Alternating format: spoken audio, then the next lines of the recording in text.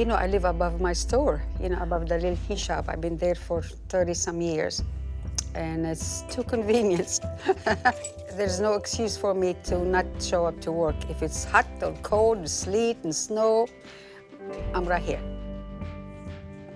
Since I'm a little girl, you know, you always reach for a goal or something. So I said, I'm gonna get married and live in the United States. Growing up in the Middle East and being one of 9 children, my mother was a very, very, very good cook. All right, ready to rumble. I had a dream that because all my friends and loved ones loved the way I cook, that one of these days I might cook for more than 4 or 5 or 6 people, like owning a restaurant and so forth. I kept that dream alive no matter what, until I met my late husband, and then my dream came true.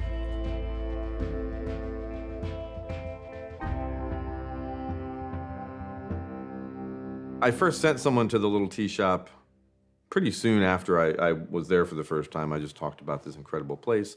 It just feels like they're part of this experience. Like, I'm not imagining it. I'm not imagining that there's this place where a Palestinian immigrant serves soul food to, you know, all the big shots in Memphis for lunch. I did not imagine it. It's real.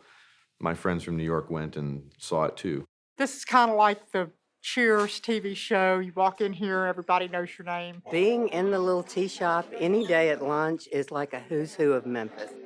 If you want to get things done and you want to run into people, start eating more at the tea shop. It is one of those spots where you want to get things done, one stop, a great meal, and next thing you know, things are happening.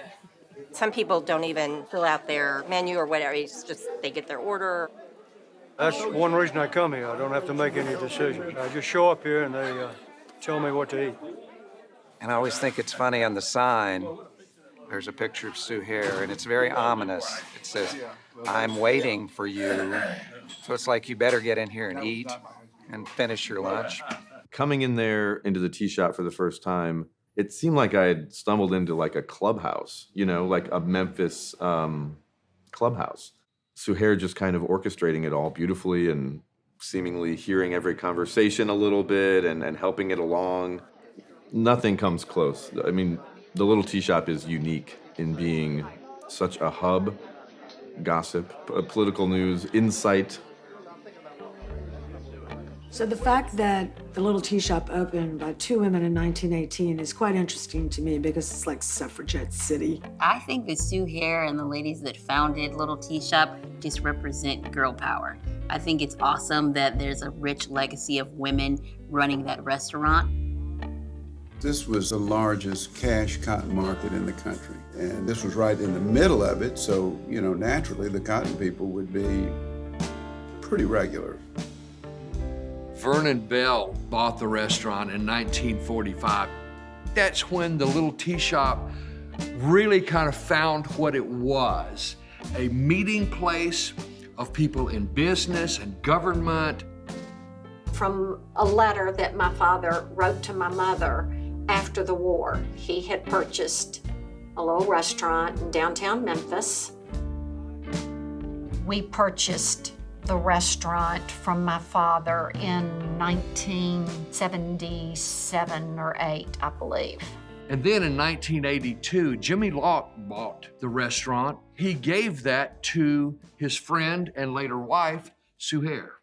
So she was in the food industry and enjoyed the social part of meeting with customers. So when she moved here and it became hers, then it just blossomed.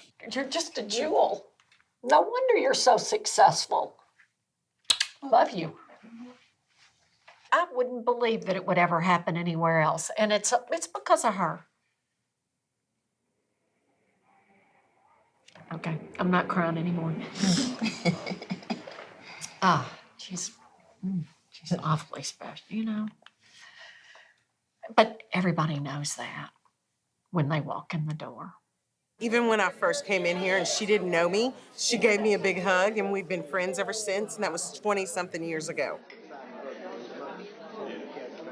I was a young guy who at the time was just getting in the real estate business and wanted to see what Memphis and downtown was like. And I knew to know those things, you had to know a little bit about the tea shop and those who ate here. Things that I couldn't have done, I was able to do because of friendships I had made here. When it came to running for mayor, whenever I wanted to find some friends, and I knew that I could always find friends at the little tea shop. And the number one fan, of course, is Suhair, because she had a big poster. The picture was so ugly, I hated to go by it. But this was like my headquarters as I ran for mayor. So when I thought about running for Senate, I met with a bunch of people. We had lunch there just to talk about the possibilities and if they were willing to support me. So I think it's just a great connecting ground. Also, it's in my district, which I love. I have been coming here since 1980. The food is great and the service is great, and this lady here is incredible as well. Right, Liz? You don't disagree with that, do you? No, not at all.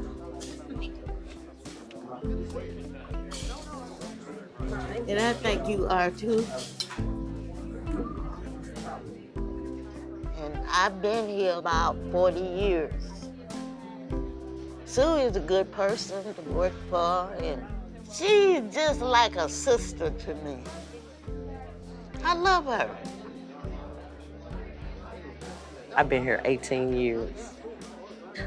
She just like a mom to me. And especially when I first came here, I had lost my mom. And there's a lot of things that I can talk to her about. And she's very sweet. But she have her days sometimes. She do. She's make you like one of her children. She do. Sue's restaurant, the Little Tea Shop, is right around the corner from me. If you're gonna open a restaurant downtown, and if you don't go pay a visit to Miss Sue to find out, hey, is there any advice you should give me, you would be a fool. That would be very foolish if you didn't go and see Miss Sue. She also sits on several boards downtown of different companies and makes decisions in the development of downtown. So she's very engaged. This is her neighborhood, and she takes a lot of pride in it. Not long ago, I was walking in, and there was a homeless man outside. And several other people, as they walked in, said to Suhair, there's this crazy-looking guy outside. You might want to get somebody to ask him to move on. He's scaring people. She said, no, bring him in. I'll feed him. And she does that all the time. She brings in the poorest people, the most frightening-looking people, and puts them at the head table and serves them. She loves to do that. They call me Mama Sue, and I feed them. Oh, it's so sad. So sad. She loves to serve everybody from the poorest people to the mayor, to the governor, to Hollywood celebrities. When I first took over the tea shop, for the first few months, it was very difficult. From August of 82 to December of 82, I was from size 8 to size 4. I collapsed because of the pressure, the negativity that I heard from certain people. Oh, she came here, she's gonna change it, she's gonna serve us camel meat, from being from the Middle East. But it didn't bother me. That wasn't me that you're describing. Her cornbread is the closest to my mother's that anyone in the world has ever made, and it's divine. The cornbread is like spot on, so we like to fight over it. It's just a thing. So I don't want to get the other patrons jealous, but sometimes Suhair will give me more than 2 corn sticks, and sometimes she'll send me off with a small package of them. They're good cold. She says warm them up, but I mean, if you found, I forgot I had these corn sticks in my bag 3 days later, they're still good, and I'm here to tell you that from experience. When I started in New York City in cooking, there weren't many female chefs. There was about 5 of us. And I would come back and think about Suhair and owning the Little Tea Shop and think, how did she do this? Suhair was a great supporter of mine. She was always like, you can do this, Karen. You can make this, don't give up. With the longevity of the tea shop, and especially being female-owned, that gives me something to aspire to.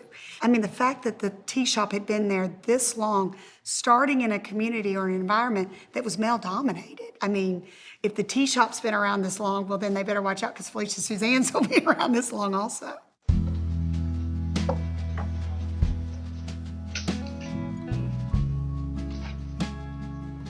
Good to see you. I miss you. Why the floors like this? Sure. What's the magic word? Please. What's the other magic word? Grandma. Yes! Because Grandma will give you anything you want. Isn't that right? You want to go to the peanut shop?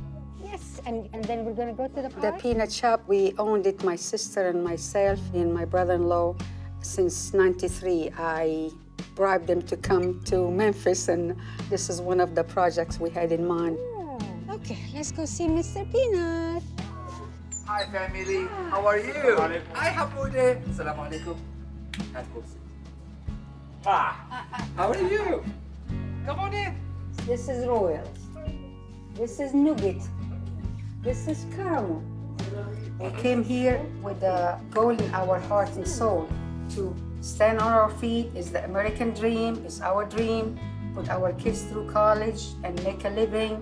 And hire other people. So we've been here almost this February. It'll be 53 years. So I'm American citizen before anybody else.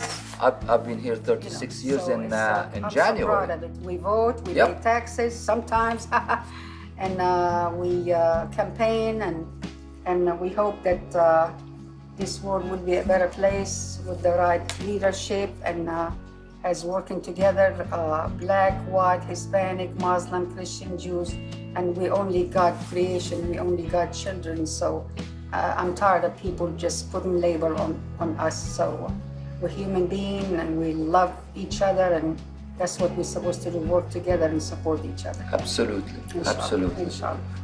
Suhair being an immigrant, I think brings a different dynamic because not only is she from Palestine, she's Muslim, and her message is one of inclusivity.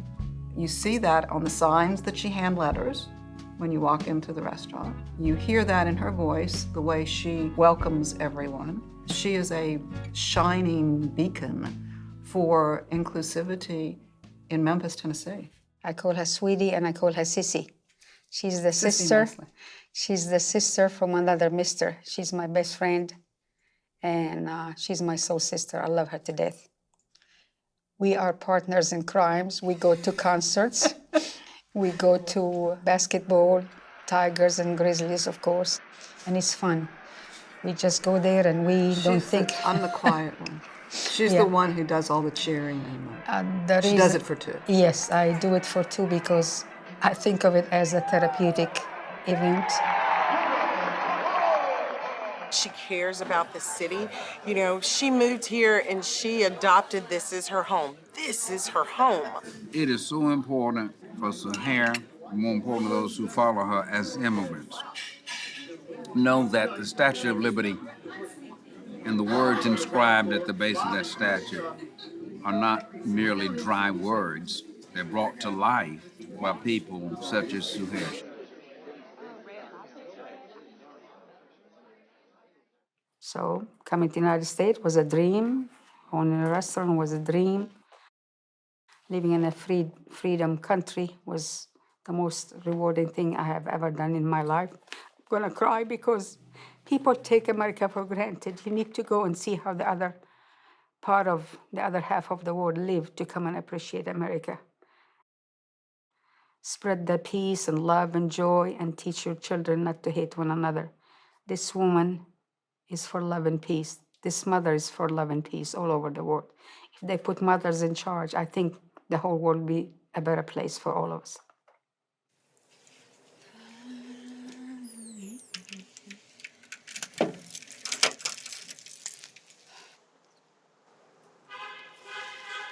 Oh boy, another day in paradise.